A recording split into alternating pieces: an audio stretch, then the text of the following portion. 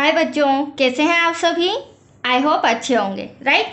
चलिए, मैं Yogita Prajapati YouTube channel पे आप सभी बच्चों का स्वागत करती हूँ और आज मैं आपके लिए लेके आई हूँ एक्सरसाइज 2.2 जिसका क्वेश्चन नंबर फर्स्ट और उसमें क्वेश्चन नंबर सेकंड, क्योंकि फर्स्ट मैंने कल आपको समझा दिया है और आज मैं आपके लिए लेके आई हूँ फर्स्ट का सेकेंड। ठीक है, ध्यान से समझिएगा, इंपॉर्टेंट समय बच्चों एग्जाम में पूछे जाते हैं।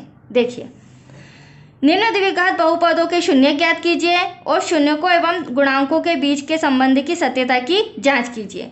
तो देखो, पहले हमें इसमें शून्य ज्ञात करना है। आप देख रहे हैं ए स्क्वायर दिख रहा है, मतलब ये द्विघात है, दो घात वाला है और इसमें हमें दो एस निकालना है। जैसे हम दो मान निकालेंगे, वैल्यू निकालेंगे, फिर उनके शून्यकों और गुणांकों के अकॉर्डिंग जाँच करेंगे, राइट। मैंने आपको बताया था इसका फॉर्मूला, क्वेश्चन फर्स्ट में समझाया था, X square plus B X plus C equals to zero. इसके अकॉर्डिंग आपका ये सम है और ये जो जीरो दिख रहा है ये लास्ट में हमें इसमें जीरो के अकॉर्डिंग शून्य ज्ञात करना है। ठीक है, वैल्यू निकालनी है।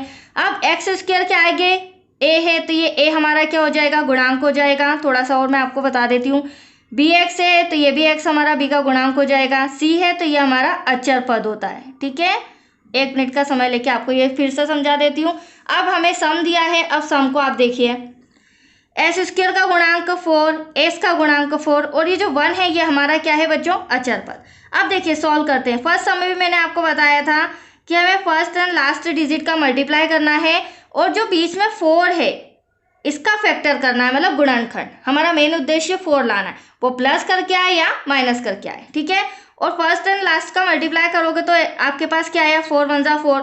मैंने आपको फर्स्ट टर्म में भी समझाया था कि कई बच्चे डायरेक्टली बता सकते हैं कि 4 का फ्रैक्शन क्या हो सकता है। हालांकि यहाँ तो इजी है 2 + 2, बट किसी को डिफिकल्टीज आए तो उनके लिए मैंने आपको एलसीएम भी बताया था। ऐसे बच्चों के लिए 2 2 जा 4, 2 1 जा 2। तो यहाँ पर 2 × 2, तो आप देख रहे हैं इस प्लेस पर हमें 4 मान के चलना है, हालांकि लिखना नहीं है। यहाँ पे 4 1 जा 4 भी आ रहा है और 2 का अगर 2 में ऐड करूँ तो 2 और 2 4, तो ये हमारा 4 भी आ रहा है, राइट। ये ट्रिक इसलिए हर समय बता रही हूँ ताकि आप अच्छे समझ जाए, वो भले बड़ी डिजिट वाला सम हो या छोटी डिजिट वाला सम हो, आप इसी पैटर्न से करेंगे तो आपको ईजी रहेगा। हाँ, हमें जो सम के अंदर वैल्यूज लिखनी है वो 2 + 2, इससे हमें कोई मतलब नहीं है, समझाने के लिए था। चलिए, फर्स्ट स्टेप 4s², ऐसा कैसा, फ्रैक्शन फैक्टर किसका करना है, 4 का करना है। माइनस ब्रैकेट लगाएंगे, रफ में हमने क्या किया है, plus.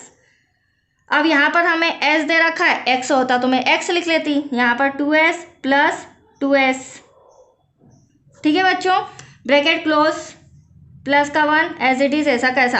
First then last digit वही आएगी, फैक्टर्स बीच का होगा। ठीक है, गुणनखंड बीच वाले डिजिट का होगा। अगले स्टेप में हम ब्रैकेट हटा देते हैं, तो आप देखो ब्रैकेट हटाते हैं तो क्या इफेक्ट पड़ता है, ब्रैकेट के बाहर माइनस का साइन, तो ब्रैकेट के अंदर का साइन क्या हो जाएगा, चेंज हो जाएगा, क्योंकि बाहर माइनस है। अगर प्लस होता तो चेंज नहीं होता, ये भी आप ध्यान से समझते जाइए। इसको थोड़ा सा इस तरह कर लेते हैं। ठीक है, ये रफ कार्य था हमारा, ये फ्रेश सम है। अब देखिए बच्चों, ये हमारी फर्स्ट टर्म, ये हमारी सेकेंड टर्म। यहाँ से अब हमें कॉमन लेना है। कॉमन लेना भी मैंने आपको सिखाया है, आपको छोटी डिजिट कॉमन लेनी होगी। ठीक है, कॉमन में हमेशा छोटी डिजिट आती है। तो आप यहाँ देख रहे हैं, यहाँ 4s² है, यहाँ 2s है, तो हम 2s कॉमन ले लेते हैं, ब्रैकेट। अब देखो, कॉमन तो ले लिया, बट यहाँ पर क्या मैं मल्टीप्लाई करूँ कि 4s² हो जाए, तो 2 में किसका करेंगे बच्चों, 2 का करेंगे, वेरी सिंपल। s में किसका करेंगे, s का करेंगे, तो 2 2 जा 4, s में इसका क्या, s²। एनी डाउट, माइनस का साइन। अब इस प्लेस से 2s बाहर आ चुका है, तो एटलीस्ट यहाँ पर बचा 1। आया आपको समझ में, ये फर्स्ट टर्म मैंने कॉमन निकाल लिया है। अब बारी है सेकेंड टर्म की, तो यहाँ पे मैंने आपको पहले भी समझाया था कि x y z p q r s common नहीं आता है, वो फर्स्ट टर्म में आता है और सेकेंड टर्म में डिजिट आती है, वो भी छोटी। तो आप देख रहे हैं यहाँ पे 2s + 1 है, तो आपको 1 छोटा नजर आ रहा है। यहाँ माइनस का साइन, वो एज इट इज ऐसा कैसा, माइनस का 1 बाहर आ गया।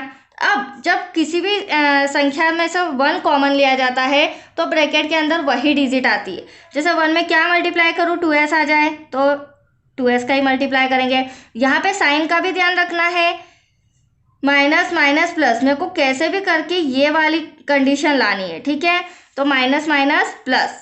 अब 1 में क्या करें, 1 का ही मल्टीप्लाई करेंगे, तो ये देख लीजिए 1 1 जा 1, 1 का 2s में क्या 2s, माइनस माइनस प्लस। और दूसरी इंपॉर्टेंट बात, जो ब्रैकेट आपका यहाँ आ रहा है as it is same to same वही आना चाहिए। अगर यहाँ प्लस लगा देते हैं या फिर डिजिट गलत लिख देते हैं, इसका मतलब आपके सम में कहीं ना कहीं आपने मिस्टेक की होगी। That's clear. अब सबसे पहले जो कॉमन है वो एक ले लेते हैं, तो दोनों सेम है, एक कॉमन ले लिया हमने। अब ब्रैकेट के बाहर जो है उसे ब्रैकेट में ले लेते हैं। हर बार सम, जो भी सम हो आपको इस टाइप का इसी पैटर्न से करना है जिस पैटर्न से मैं आपको समझा रही हूँ। अब हमें क्या ज्ञात करना है, शून्य। तो शून्य के लिए मैंने बोला था आपको जीरो लगाना पड़ेगा। अब ये जो दो ब्रैकेट्स आए हमारे पास, इनके आगे हम जीरो लगा देते हैं। 2s - 1 = 0, coma 2s - 1 = 0। किस्मत हमारी की दोनों जो ब्रैकेट्स हैं दोनों एक जैसे आ रहे हैं, तो इनकी जो आंसर आएंगे, s की जो वैल्यू आएगी वो भी हमारी सेम आएगी। राइट बच्चों। अब देखिए 2s यहीं कहीं -1 उधर जाके क्या हो जाएगा, +1 हो जाएगा। ठीक वैसे ही यहाँ भी -1 उधर जाके प्लस का हो जाएगा। अब मुझे तो s की वैल्यू चाहिए, तो यहाँ से मुझे 2 को भी हटाना पड़ेगा। 2 इंटू में है तो कहाँ चले जाएगा, डिवाइड में। ठीक ऐसे ही 2 इंटू में है तो कहाँ चले जाएगा, डिवाइड में। यह हमारा अल्फा, यह हमारा बीटा। राइट। फर्स्ट सम याद है मैंने समझाया था, उसे पहले देख लेंगे तो आपको अदर सम में प्रॉब्लम नहीं आएगी, क्योंकि वहाँ पे जो फॉर्मूले अब मुझे यूज़ होना है वो फॉर्मूले भी मैं रिटर्न कर रही हूँ। ठीक है बच्चों। अब अल्फा और बीटा है तो हम लिखेंगे शून्यकों का योगफल। देखो हमें सम के अंदर क्या कहा गया था, मैं एक बार फिर रिवाइज कर देती हूँ। हमें कहा गया था द्विघात बहुपदों के शून्य ज्ञात कीजिए। तो शून्यक अल्फा और बीटा मैं आपके सामने लेके आई। अब हमें इन शून्यकों और गुणांकों के बीच के संबंध की सत्यता की जांच करनी है। अब हमें इसे वेरीफाई, चेक करना है कि हमारा आंसर सही है या गलत। तो अब हम फर्स्ट, इसका एक कंडीशन होती है, फॉर्मूला होता है शून्यकों का योगफल = अल्फा प्लस बीटा। तो हमेशा फर्स्ट कोई सा भी हो उसे आप अल्फा मानेंगे, सेकेंड वाले को बीटा मानेंगे।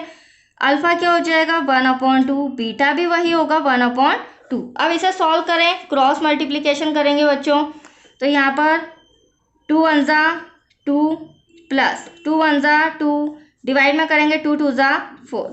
अगले स्टेप या फिर अगले स्टेप में हम सॉल्व कर लेते हैं। 2 और 2 कितना हो जाएगा बच्चों, 4, डिवाइड में भी 4। अब यहाँ एक काम करना, बच्चे यहाँ कैंसिल कर देते हैं, बट आप कैंसिल मत करना, क्योंकि मुझे अभी आंसर को वेरीफाई करना है, आंसर हमारा आया है या नहीं। तो आप देखो 2 4 आ रहे हैं, तो आप सम के अंदर देखो। सबसे पहले तो यहाँ पे भी 2 4 है, एक जो है s का गुणांक है और दूसरा जो है s² का गुणांक है। तो ऊपर वाले में s का गुणांक आता है, ये इंस्ट्रक्शन लिखना पड़ेंगे तभी आपको पूरे मार्क्स मिलेंगे। ऊपर वाले में आता है x का गुणांक, देन नीचे डिवाइड में आता है s² का गुणांक। वो भले ही x हो, वो भले ही y हो, आपको इसी पैटर्न में करना है। स्क्वायर वाला डिवाइड में और सिंपल वाला ऊपर। ठीक है। तो ये आपका एक आंसर 4 और 4 तो आ चुका है। अब हमें लाना है 1, तीसरी कंडीशन अचर पर। ठीक है। तो उसके लिए भी एक दूसरा फॉर्मूला होता है शून्यकों का गुणनफल। तो यहाँ पर हम लिख लेते हैं शून्यकों का गुणनफल। अब इसका फॉर्मूला क्या होता है, हालांकि क्वेश्चन फर्स्ट में मैंने समझाया है, अल्फा डॉट बीटा, क्योंकि गुणनफल है। अब अल्फा और बीटा तो मैंने आपको बताया है निकाल के, 1/2 और 1/2। इनका जब मैं मल्टीप्लाई करूंगी तो 1 1 ज़ा 1, 2 2 ज़ा 4। अब 1 1 ज़ा 1 मैंने अभी समझाया था, 1 लाना है। 1 आपका आंसर आ चुका है, जिसे हम क्या कहेंगे, अचर पद। क्या कहेंगे बच्चों, अचर पद। बिल्कुल सही समझा आपने। और 2 2 ज़ा 4, तो ये 4 हमारा क्या है, s² का गुणांक। मैंने अभी आपको बताया था दोनों के डिवाइड में आप s² लेंगे और यहाँ पर अचर पद और वहाँ s का गुणांक। That's your answer. तब जाके आपके 5 मार्क्स कंप्लीट होंगे। राइट बच्चों। आई होप आपको समझ में आया हो। तो प्लीज़, वैसे तो आया होगा, काफ़ी इजी लैंग्वेज में मैंने समझाया है। तो प्लीज़ लाइक शेयर ज़रूर कर दीजिए एंड सब्सक्राइब कीजिए। राइट बच्चों। Thank you.